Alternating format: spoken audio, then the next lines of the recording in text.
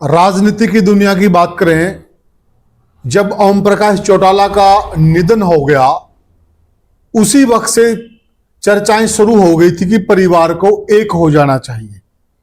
अगर परिवार एक होकर चुनाव लड़ता है या एक होकर हरियाणा में घूमता है तो परिवार की मजबूती होगी और इनेलो के जो पुराने साथी हैं, जो इनेलो का बिखरा हुआ वोट बैंक है देवीलाल परिवार का विशेषकर, वो सारा एकजुट हो जाएगा और जल्दी से जल्दी परिवार को एक हो जाना चाहिए। इसको लेकर बहुत सारी चर्चाएं हुई, मैंने और प्रद्युमन ने भी बहुत सारी चर्चाएं की, परंतु परिवार एक नहीं हुआ। अब जिस प्रकार से परिवार की तरफ से जो बयानबाजी आ रही है, अभय सिंह चौटाला ने कहा कि अब ये चैप्टर क्लोज ही हो गया है, इस पर चर्चा करना ही बेकार है। उधर रणजीत सिंह का भी एक बयान आया है, उन्होंने कह दिया कि जो चाचा की इज्जत नहीं करता, बड़े भाई की इज्जत नहीं करता, तो उन्होंने अभय सिंह पर कटाक्ष कर दिया है। बहुत बड़ी बात है अपने आप में, यानी कि उसका इशारा इशारों में ये कहना था कि भाई जो परिवार की इज्जत नहीं करता वो प्रदेश की क्या इज्जत करेगा। तो आखिर एक तरफ तो एक करना चाह रहे हैं और एक तरफ इस प्रकार की बयानबाजी भी चल रही है, तो क्या ये मान के चलें कि चैप्टर क्लोज हो गया है? इस चर्चा में हमारे साथ जुड़े हुए वरिष्ठ पत्रकार और राजनीतिक विश्लेषक प्रद्युमन जोशीला जी। प्रद्युमन भाई राम राम। राम राम जी, सभी दर्शकों को नमस्कार, राम राम। प्रद्युमन भाई, क्या मतलब सही में चैप्टर क्लोज हो गया कि अब बड़ा मुश्किल है परिवार को एक होना, या फिर कुछ और ठोकरें खाएंगे है, ठोकर खाने के बाद कोई अब भी उम्मीद की किरण बची हुई है? क्या लगता है? देखो, ऐसा है, अभी एक बार के लिए तो चैप्टर क्लोज हो गया है। अच्छा, लेकिन भविष्य में दोबारा फिर परिस्थितियां बदल सकती हैं, क्योंकि राजनीति में समय, स्थान, परिस्थिति के हिसाब से फैसले लिए जाते हैं। अच्छा, आज हालात और परिस्थितियां ये हैं कि जेजेपी 0 पर बैठी है, रणजीत सिंह खुद चुनाव हार गए हैं और इनेलो में भले ही अभय सिंह चौटाला हार गए, लेकिन उनके 2 विधायक हैं।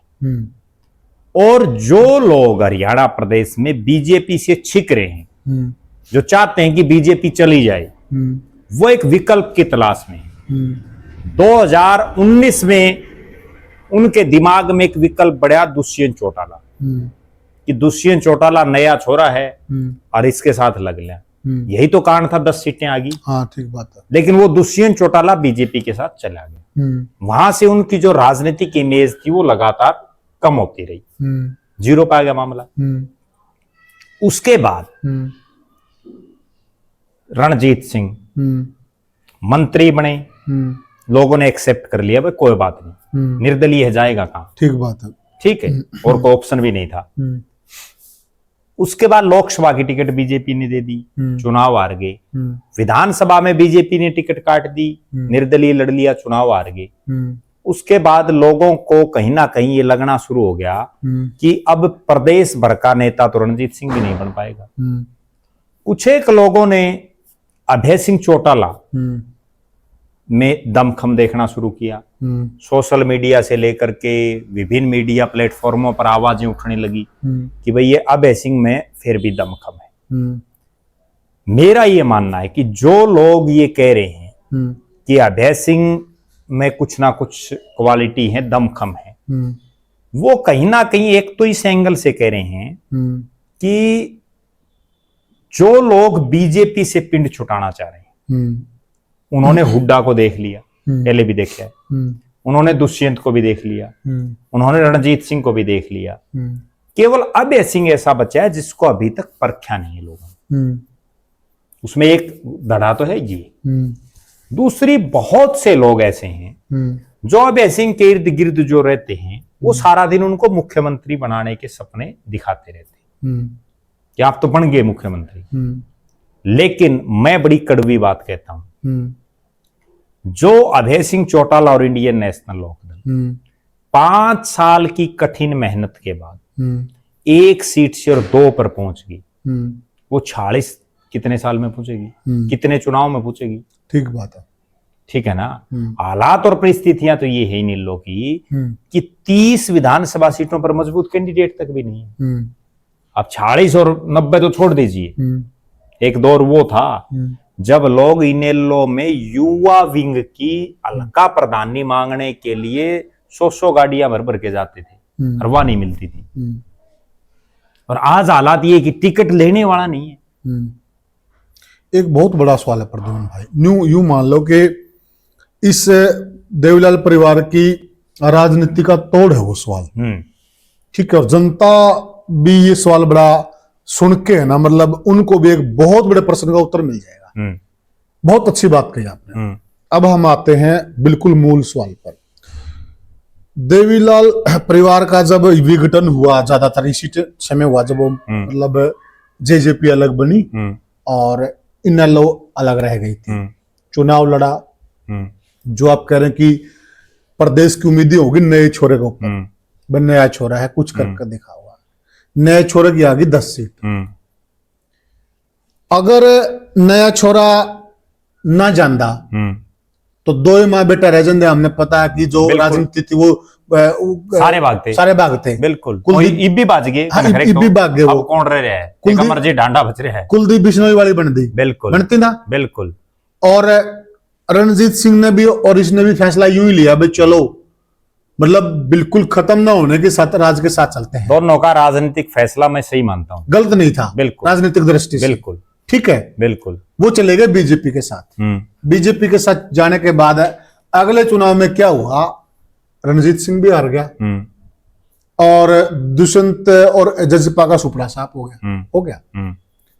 मान लिया अब आने वाले चुनाव में ऐसी परिस्थितियां बन जाती, वही 8-10 सीटें आ गई अभय सिंह चौटाला की, ठीक है, ये खुश हो रहे होंगे भाई हम अलग से चुनाव लड़ेंगे, 2 आ गई, अगली बार 10 आएंगी हमारी, 10 आ गई, 10 सीट लेके आए, किसके साथ जाओगा यो?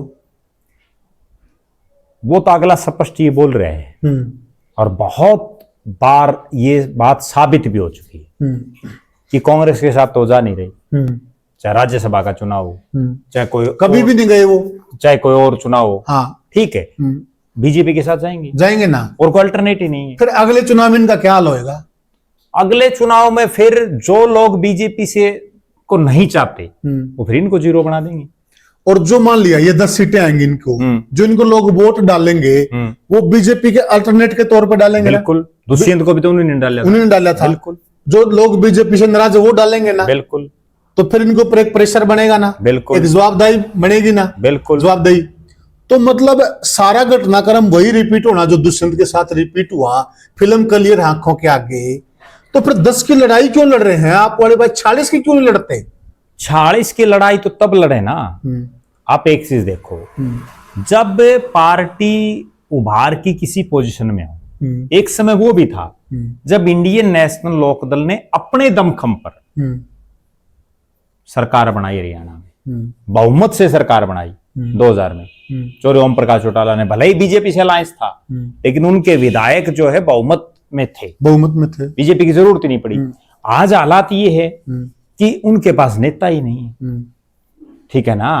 आप हालात और परिस्थितियां ये बन चुकी हैं कि एक समय ये था कि इनेलो के हल्का प्रधान को भी पूरा जिला जाना करता, आज जिला प्रधान को नहीं जानते लोग। प्रद्युम्न भाई, हम बिल्कुल चर्चा को बड़ी गहनता से करेंगे।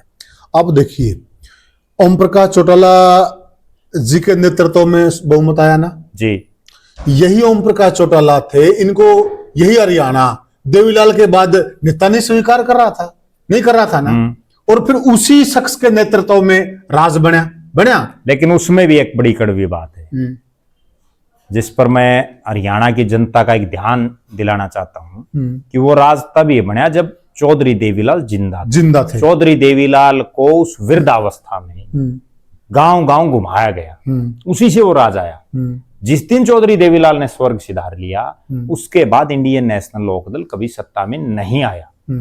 और 2000 से 2005 का जो चौधरी ओम प्रकाश चौटाला का कार्यकाल था, उस कार्यकाल में उन्होंने कितना अच्छा काम किया, उनकी पार्टी के नेताओं ने कितना अच्छा काम किया, उसका प्रमाण ये है कि जब 2005 में 2004 में मुख्यमंत्री होते हुए उनके 2 बेटों अजय सिंह और अभय सिंह ने लोकसभा के चुनाव लड़े, दोनों बुरी तरह से चुनाव हारे।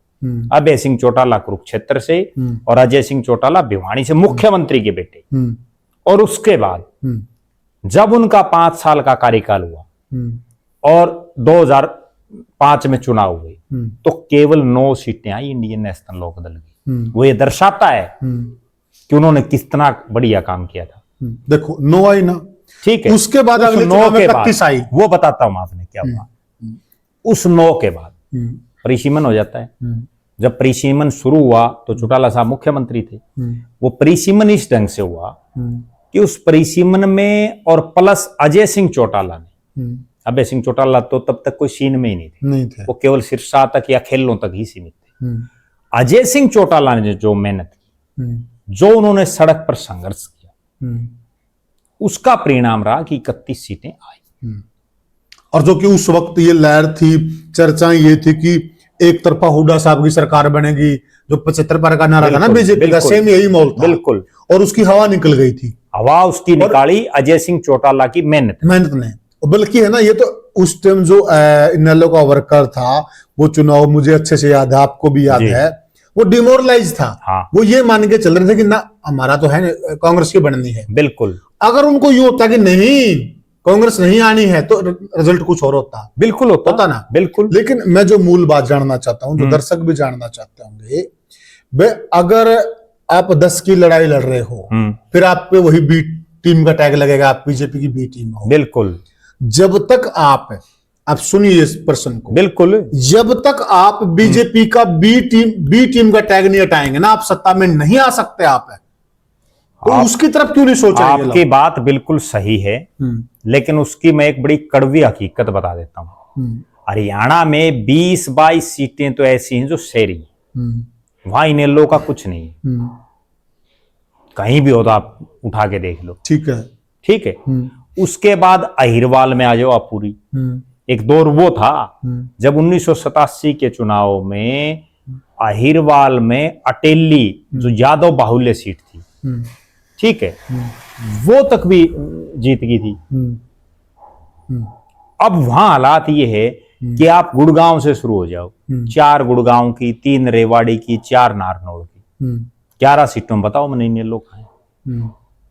ठीक है। फिर आप पूरे हरियाणा में कहीं भी हिसार सबसे बड़ा है, 7 हल्के हैं, बताओ इन लोग कहाँ हैं? सबसे पहले तो इनको हरियाणा प्रदेश में, ठीक है, मैं ये मानता हूं कि आज जिस हालात में इनेलो है 90 की 90 पर एकदम तैयारी नहीं कर सकती, कोई दो राय नहीं। दुष्यंत चौटाला ने क्या किया था? मेरा ये मानना निजी रूप से कि अभय सिंह चौटाला की तुलना में दुष्यंत चौटाला और दिग्विजय चौटाला राजनीति में ज्यादा समझदार है, परिपक्व है। उन्होंने क्या किया, जब उनको ये लगा कि पूरे हरियाणा में तो हम कुछ कर नहीं पाएंगे, उन्होंने सिलेक्टेड सीटें चुन ली कि भाई ये जो 15-20 सीटें हैं इन पर फोकस करो। और एक बड़ी गजब बात मैं उनकी बताता हूं, ये होती राजनीतिक सोच जो अभय सिंह चौटाला में नहीं आ पाई। जब उन्होंने जेजेपी बनाई, मैं खुद, मुझे पता उस चीज का अंदर की सारी कहानी का, उस समय ये तय हुआ था कि हम 2019 का चुनाव तो केवल हरियाणा की राजनीति में अपने पांव जमाने के लिए लड़ेंगे, राज के लिए तो 2024 का लड़ेंगे। लेकिन उनकी किस्मत तेज थी, मैनेजमेंट तेज थी, मार्केटिंग तेज थी, वो 2019 में राज में आ गई। अब भले ही वो इस योजना नहीं आए, अगली भी ना आओ, पूरी जिंदगी के लिए एक तो पूर्व उप मुख्यमंत्री हो गया दुष्यंत चौटाला, ठीक बात। और 4.5 साल के कार्यकाल में किसी ना किसी का तो काम कराया होगा। ये तो है नहीं भाई एक आदमी का भी काम नहीं कराया, कुछ लोग तो जुड़े रहेंगे। 5 साल 10 साल सियासी आदमी और दूब कभी भी हरी हो उसके काम की तो बात करें ना, देखिए तो एक अलग लहर चल पड़ी इस बार। जो वोट बैंक था ना, वो बीजेपी को हराने के लिए, हरियाणा की जनता किसी को जिताने के लिए नहीं बल्कि हराने के लिए वोट डाल रही है। हराने के लिए उन्होंने बीजेपी को हराने के लिए नहीं। तो आप एक बात बताओ, तो काम कर रखे उचाना में ऐसे विधानसभा क्षेत्रों में कांग्रेस के ऐसे कैंडिडेट जीत गए जिन्होंने खुद भी नहीं सोच रखी थी। मैं वही कह रहा था प्रद्युमन भाई, ये तो एक माहौल अलग चल रहा किसी को हराने के लिए। बिल्कुल, तो काम की बात है। लगभग मैंने विधानसभा चुनाव में लगभग हर गांव में गया उचाना के में, तो काम हुए हैं, जो बुनियादी काम होते हैं ना वो हुए हैं। ठीक है, अब लड़के तो ना वे किसी के भी लगते, बीजेपी ने लगाए भी नहीं किसी नेता के लड़के, लेकिन जो बुनियादी काम होते हैं, रोड का काम है, सड़क का काम है, गली का काम है, टुंटी का काम है, वाटर वर्क्स का काम है, ये हुए हैं। ठीक, अच्छे काम हुए उचाना के अंदर, ऐसी बात नहीं है। और उचाना के लोग देख रहे होंगे तो वो बता भी देंगे। नहीं हुए हैं, जिस देवेंद्र अत्री को जिता दिया उसने कौन सा काम करा रखा था?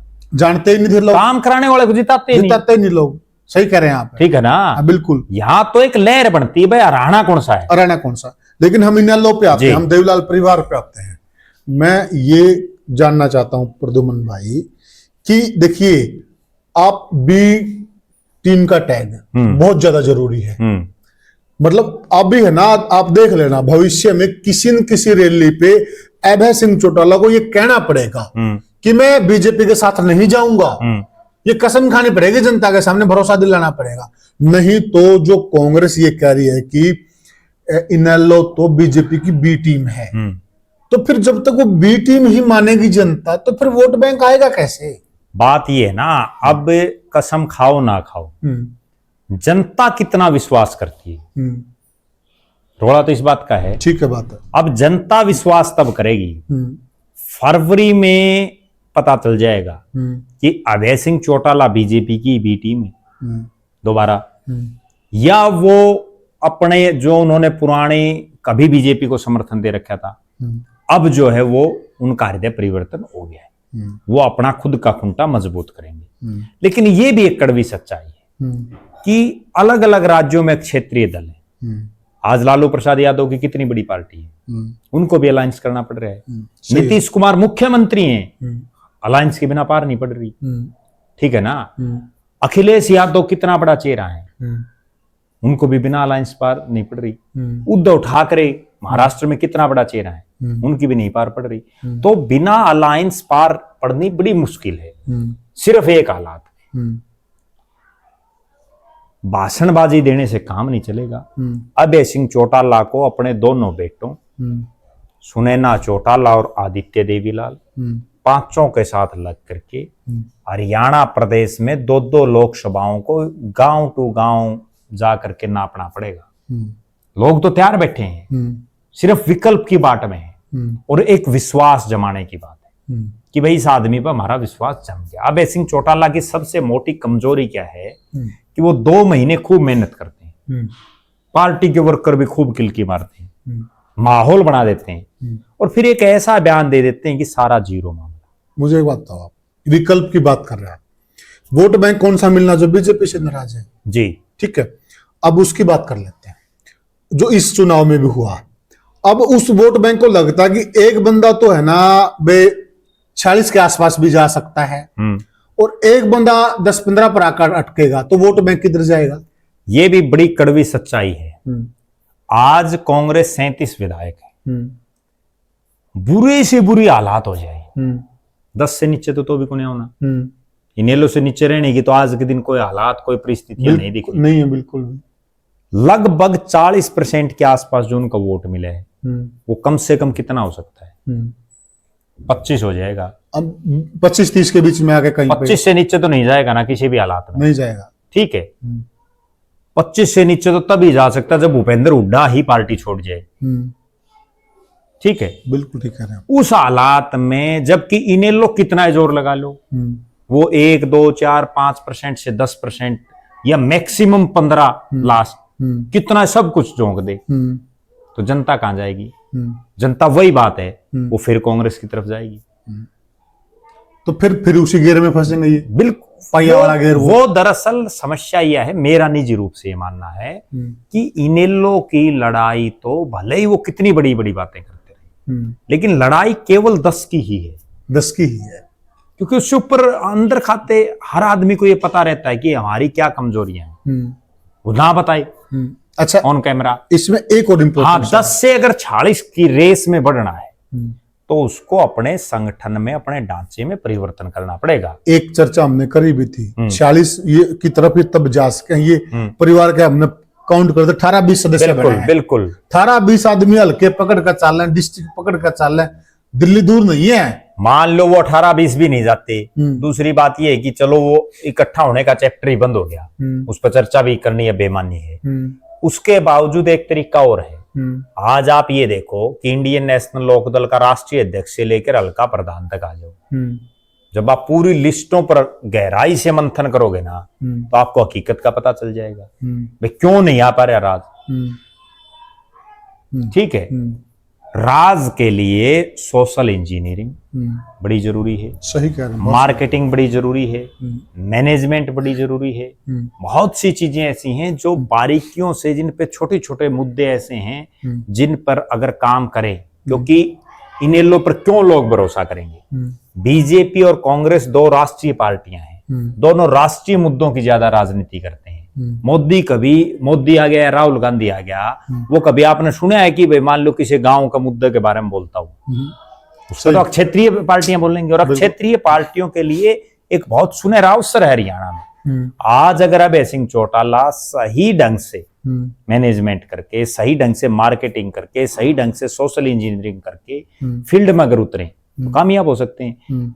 दुष्यंत चौटाला ने की वो सोशल इंजीनियरिंग। मैं आपको एक उदाहरण देता हूं। दुष्यंत चौटाला को जब ये लगा कि वे राज कैसे आ सकता है या हम कैसे अपनी हवा बना सकते हैं, सबसे पहले उन्होंने राम कुमार गौतम को पकड़े। राइट बात है। जब ओम प्रकाश चौटाला, उनका दादा जो था, वो उनका साथ छोड़ गया या उन्होंने उनको पार्टी से निकाल दिया, तो उन्होंने राम कुमार गौतम को अपना दादा बना लिया। और उन राम कुमार गौतम को दादा बनाने का फायदा क्या हुआ कि उचाणा हो, चाहे नारनौंद हो, चाहे बरवाड़ा हो, या आसपास के इलाके में ब्राह्मण वोटरों ने खूब बम्पर वोटिंग, और पूरे हरियाणा में लगभग 8% ब्राह्मण वोट। एक मैसेज चला गया, भाई इतना बड़ा चेहरा आ गया। अभय सिंह चौटाला को भी तो वही चीजें करनी पड़ेंगी। बिल्कुल सही कह रहे हैं। जब तक वो नहीं करेंगी, मायावती क्यों आई उत्तर प्रदेश में? सोशल इंजीनियरिंग के जरिए आई। सोशल इंजीनियरिंग, ठीक है ना। कोई भी पार्टी हो, आज भारतीय जनता पार्टी है, भारतीय जनता पार्टी भी तो तमाम वही बैलेंस बना के चल रही है, कांग्रेस भी तो बैलेंस बना के चल रही है। और हरियाणा की राजनीति भले ही कोई कितना कि में कहता रहे, लेकिन वो जातीय सिस्टम पर ही आधारित है। अच्छा, एक बात बताइए, जो आपने अलायंस की बात की, मैं देखिए आपने कई प्रदेशों के एग्जाम्पल दी, ठीक है, मैं मानता हूं, लेकिन अलायंस में भी इस चीज का ध्यान रखें ना। देखिए नीतीश जी अलायंस में हैं, लेकिन वो बड़े भाई की भूमिका में रहते हैं। सीटें बनाए चाहे कम हो, लेकिन मुख्यमंत्री जेडीयू का बनेगा। मतलब कम से कम अपने आप को ये यहाँ स्थापित कर लें कि ये बड़े भाई की भूमिका में आ जाए। ये परिस्थितियां हरियाणा में थी हरियाणा में 2009 से पहले तो थी ये, बिल्कुल थी। ठीक है, ये तो 14 में जब बीजेपी आ गई ना, उसके बाद गड़बड़ा मामला। नहीं तो हर बार यही होता था कि बीजेपी जो है इनके नीचे काम करा करती। वही तो कहने, जब थी ना तो वो दौर आ सकता है ना, दौर आ सकता। राजनीति है संभावनाओं का खेल, यहाँ कभी भी कुछ भी हो सकता है। आप केवल लगे रहो, क्या पता कब किसका कहां सूत आ जाए। ऐसे ऐसे उदाहरण मैं आपको बता दूं। अब मास्टर ईश्वर सिंह है गुला चिक्का से, वो 1982 में विधायक बने थे और उसके बाद 2019 में सूत आई। बताओ कितना लंबा अरसा। 82 के बाद 2019। रणजीत सिंह 1987 में बने थे और उसके बाद 2019 में सूत आई। और कई ऐसे भी हैं जिनके सूते नहीं आंदी। अब शमशेर खरकड़ा अपनी धर्मपत्नी को भी चुनाव लड़ा लिया तो भी को नहीं सूत। तो भी ठीक बात है, ठीक है। इंद्रजीत दैया राय से वो निधन नहीं हो गया उनका, गुजर गए, नहीं आई सूत। संतोष यादव ने पता नहीं कितने चुनाव लड़े, बिल्कुल 2014 के चुनाव में सूत आई। और उसके बाद ऐसी सूत आई 14 में तो बन गई, उसके बाद टिकट नहीं दे रही, 2 बार होगी पार्टी। बताओ, ये तो इसमें तो केवल लगे रहो, क्या पता कब सूत आ जाए। अब दुष्यंत ने कल्पना थोड़ी करी थी कि तू डिप्टी सीएम बना कर 10 MLA आएंगे। बिल्कुल, वो तो पार्टी को तो 2024 की तैयारी में था, स्थापित कर रहे थे। वो सूत पहले आ गई, पहले आ गई। बीजेपी वाले जब 10 समोसे ले आया करते, उनमें से 2 बच जाते, 8 आदमी उनकी मीटिंग में आते। उनने ये कल्पना करी थी कि भाई तुम्हारी 3 बार लगातार सरकार आ जाएगी, राज आ जाएगा। भूपेंद्र सिंह हुड्डा और उसके साथियों ने इस बार यह कल्पना करी थी, तरह राज कुनिया वो घोड़े तक आगे थे। ठीक बात है, ठीक है ना। वो घोड़े तो लगवा वायरल हो रहे। हाँ, तो ये तो मतलब राजनीति सूत का खेल है। राइट बात, इसमें केवल लगे रहो। लेकिन लगने में भी मैं एक बड़ी बात बताऊं, सही वे से लगो। अगर आप मान लो आज शहरों में, हिसार शहर में जनसभा कर रहे हैं अभय सिंह चौटाला, करें जाओ के बटे है, जबकि वह जनसभा हो जाके बालसमंद गांव में करें तो कि मैंने कि मिले मरेंगे। ठीक करें आप, ठीक है ना। किराए गांव में जाके करें। मैं तो कहता हूँ ये मीटिंग भी शहरों में गलत करते हैं, गांव में करना चाहिए। करके तो देखें एक बार एक्सपेरिमेंट, बड़े गांव में करें, वहां संदेश चौटाला साहब क्या करा करते। आपको मैं बड़ी बात बताऊं, उनकी और चौधरी देवीलाल की नीतियों पर तो ये कहने के लिए कह रहे हैं, ये बाकी चल नहीं रहे। चौधरी देवीलाल तो किसी भी गांव में जाकर के कहीं किसी के घर जाके सो जाया करते। राइट बात है। कड़े जाके 10 आदमी बैठे उड़ा जाके मुंह लाके बैठ जाते। सही बात, बैठ जाते ना। बिल्कुल। चौधरी ओम प्रकाश चौटाला को भी मैंने बहुत बार ये देखा है कि वो किसी के भी घर रेस्ट कर लेते। राइट बात है। ठीक है, वो वहीं खाना, वहीं रात को रुकना। राइट बात। आजम सिंह चौटाला देखो आप। ठीक बात। और एक और केवल गुड़गांव रहने से थोड़ी काम चल जाएगा। प्रद्युमन भाई ये देखिए, मतलब ये एक एग्जांपल दे रहे हैं, ये इसार में मीटिंग कर रहे हैं, ये अस्सी में मीटिंग करते हैं, उस मीटिंग को आप नजदीक में सिसाई गांव है, बड़ा गांव है, माहौल बन जाएगा, माहौल बनेगा। बिल्कुल ठीक है।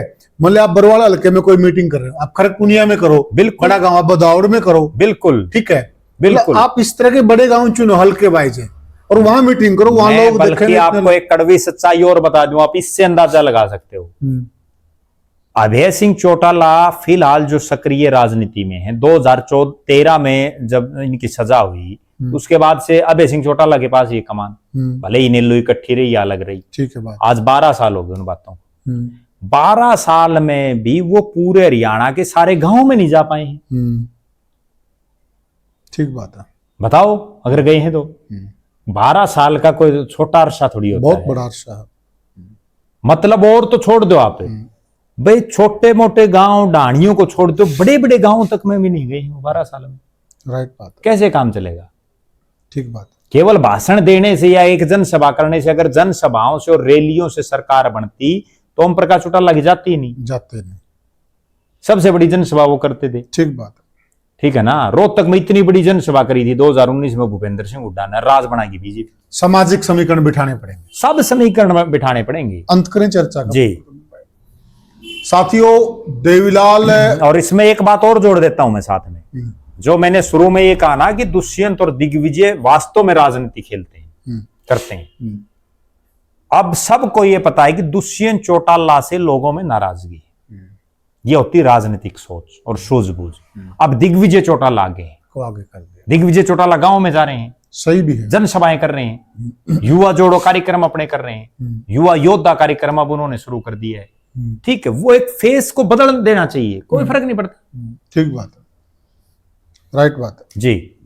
साथियों, देवीलाल परिवार है ना, हमेशा से हरियाणा के अंदर सुर्खियों में रहा है, और लगभग इस चर्चा में हमने जो राजनीतिक फैसले हैं और जो राजनीतिक सूझबूझ है और जो राजनीतिक घटागुणा जोड़ भाग है, लगभग हर पहलू को हमने छुआ है। और आपको हमारी ये चर्चा कैसी लगी हमें कमेंट सेक्शन में जरूर बताएं, और इसमें से आपको जो भी विषय पसंद आए उसको आप है ना नेताओं को भेजे भी जरूर। बहुत अच्छी चर्चा है। फिर मिलेंगे किसी और वीडियो में किसी और मुद्दे पर, तब तक के लिए राम राम।